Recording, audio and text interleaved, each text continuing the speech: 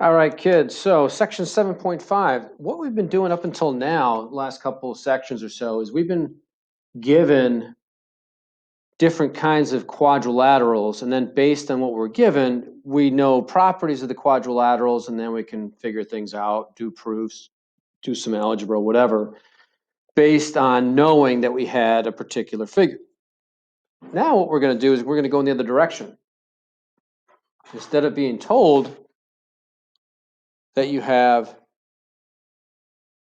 a certain figure, we're now going to prove, and today what we're going to do is we're going to figure out how do we prove that we have a parallelogram, okay? So we're going to go in the other direction now. This first proof, I'm not going to do this. You can do this as an opener yourself. I'll post the solutions, of course, later for the sheet. I have a 7-step proof for this. And this problem here, this was actually on backside of 7.4b. So we've actually seen it before. Okay. So we're going to go straight to the next page. And let's think about this a little bit. Remember, to show that we're a parallelogram, let's just use the basic definition. Okay. Parallel sides, right? We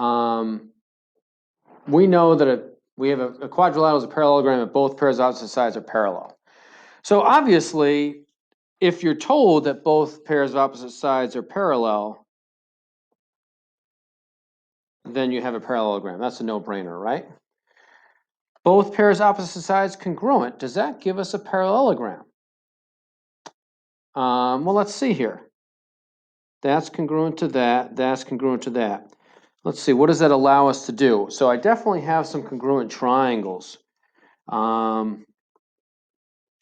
Pretty quickly. In other words, this triangle here is congruent to this triangle here by SSS, which would give me this angle congruent to this angle. So those are alternate interior. That would give me these sides.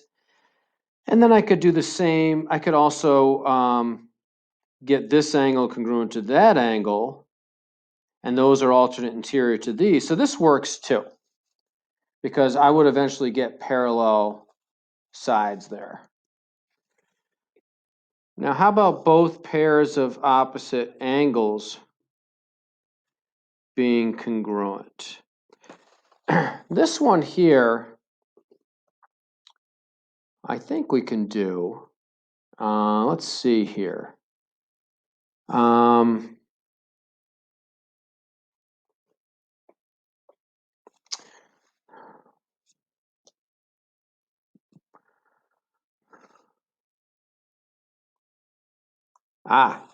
So let's use instead of using tick marks, let's use variables here. Okay.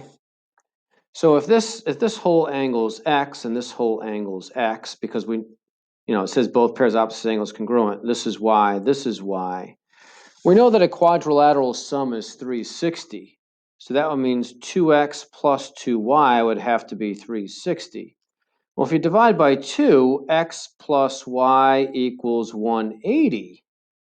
That means that these two add up to 180. That same side interior angles are supplementary. That means these lines are parallel. And then same thing here. You see these add up to 180. That would give me these to be parallel. So this one works as well. Okay, this one works as well. All right, we did that a little algebraically. Both diagonals bisect each other. That would give me this situation.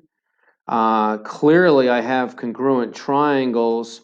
I can get this congruent to this. I can get to give me alternate interior, gives me that. I have these. That's easy. That gives me this congruent to this. I get more alternate interior. That works as well. Okay. So we're doing, again, what we're trying to do is get we're trying to get both pairs of opposite sides being parallel, the basic definition of a parallelogram. Let's look at this one right here.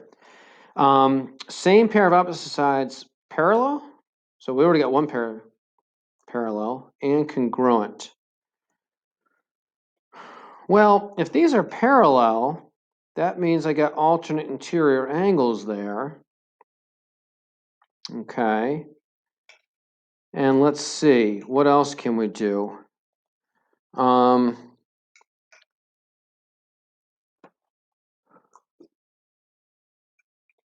mean, these triangles are clearly congruent by angle, angle, side. Okay. And if these are congruent by angle, angle, side, because of these vertical angles, I'm going to get this congruent to this. I'm going to get this congruent to that. And, well, I know that the diagonals bisect each other anyway. So that means these two, sorry, take back that bisection stuff that I just said. But by CPCTC, these two triangles would be congruent then too, which would give me those. Yeah, I can get there as well. Mess around with the triangles. You can get two pairs of congruent triangles at least. Okay. Guys,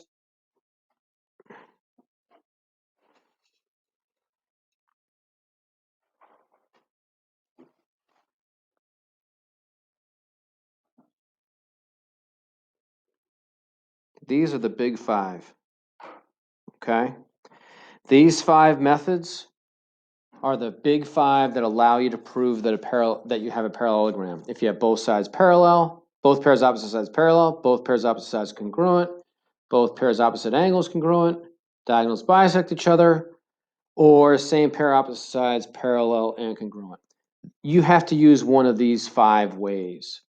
Okay, now that's not to say that there aren't other ways of doing it, but these are the big five that you have to stick with when you're doing a proof. Let's look at this thing here. One pair of opposite sides parallel and the other opposite pair of sides congruent. I mean, that's clearly a no. That's not enough to prove a parallelogram because you could have an iso trap. Down here, one pair of opposite sides congruent and one pair of opposite angles congruent. You can start messing around with this, with the triangles in there. And then here, one pair of opposite sides congruent and one diagonal bisects each other. But unless you're a lot better than me, and you might be, I get stuck with just SSA. Okay. One pair of opposite angles congruent and one diagonal bisects, that's a no as well because this could be a kite. Now this one here, one pair of opposite sides parallel and one diagonal bisects the other. Okay, well, if those are parallel, that would give me that. And I got some vertical angles here, so I can quickly get these two triangles by ASA. This actually does work, okay? But it's not one, you can't use it as a theorem is what my point is. So there are sometimes other methods. One pair of opposite sides parallel and one pair of opposite angles congruent. I believe if you mess around with this, you're going to get this to work as well. So there are different ways, but it's not one of the big five. You have to use what's bolded, okay? What's in green. You have to use one of those five. All right. So let's do a little bit of work here. I'll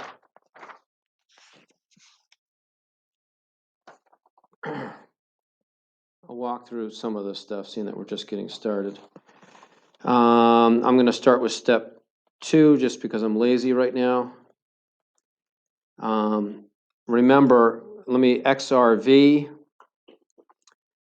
and so that's congruent to this. And then we're also told that angle 1, whoops, that got weird. Angle 1 is congruent to angle 2.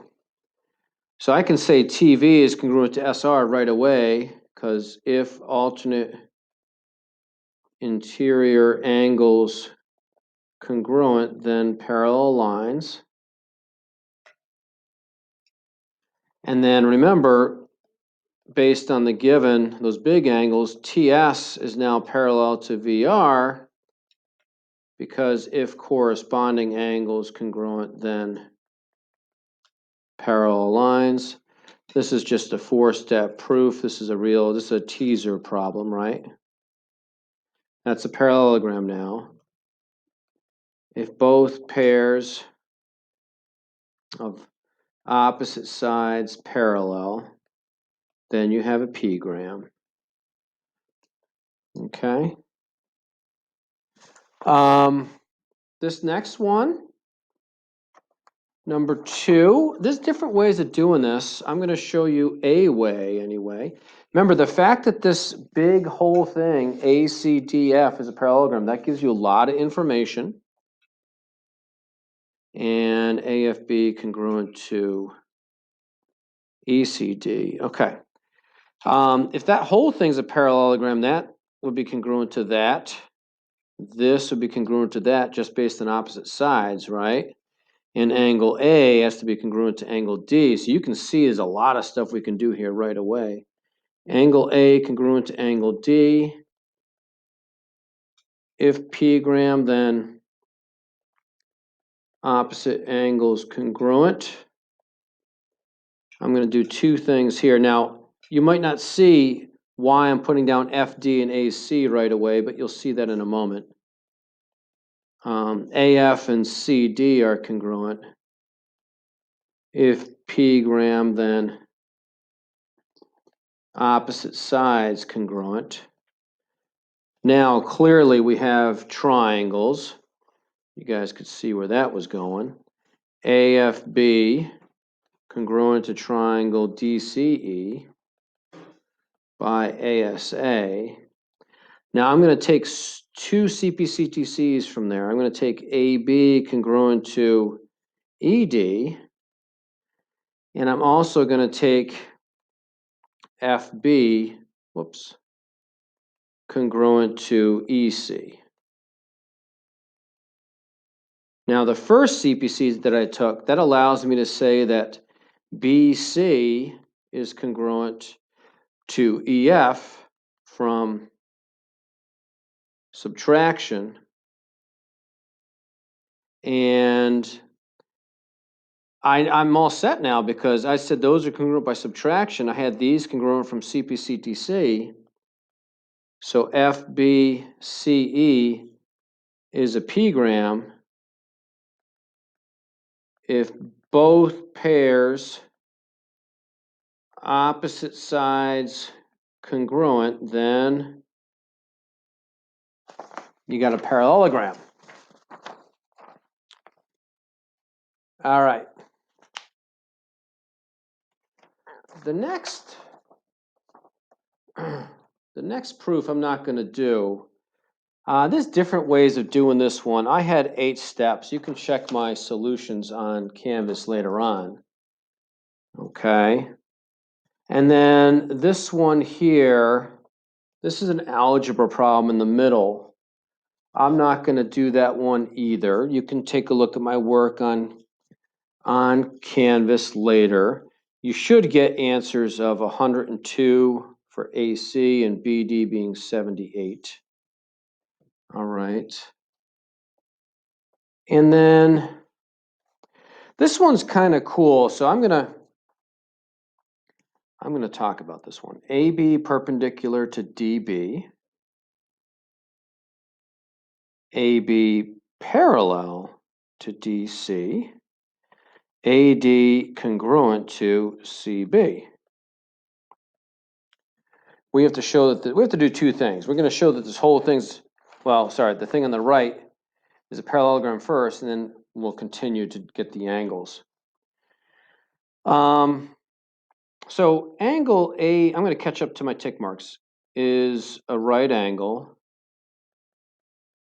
def of perp,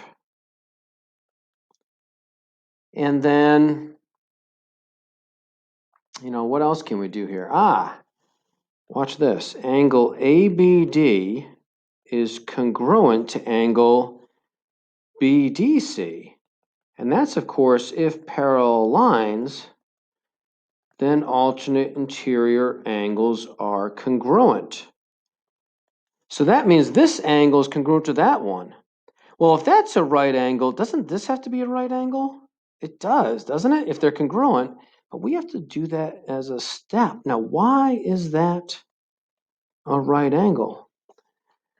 Because remember, we said that those ABD is congruent to BDC. ABD is a right angle. This is substitution. I took this and stuck it in there.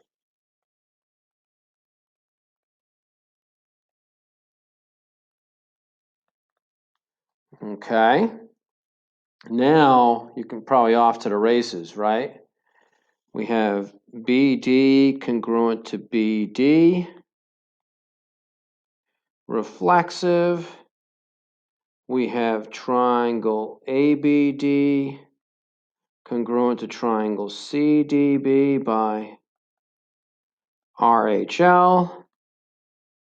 We have AB congruent to DC, CPC, whoops,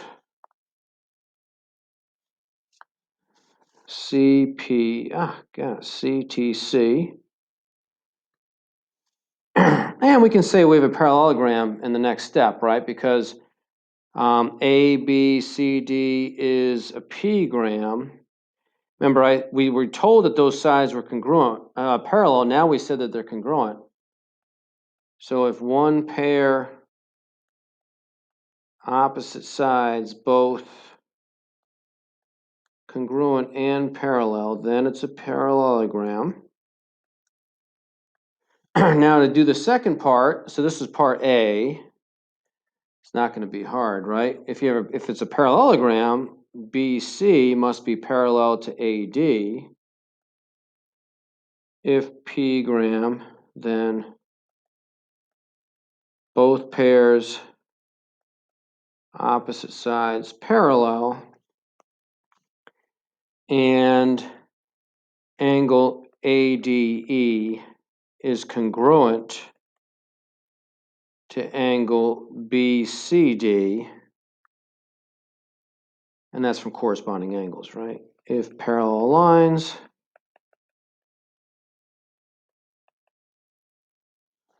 there you go.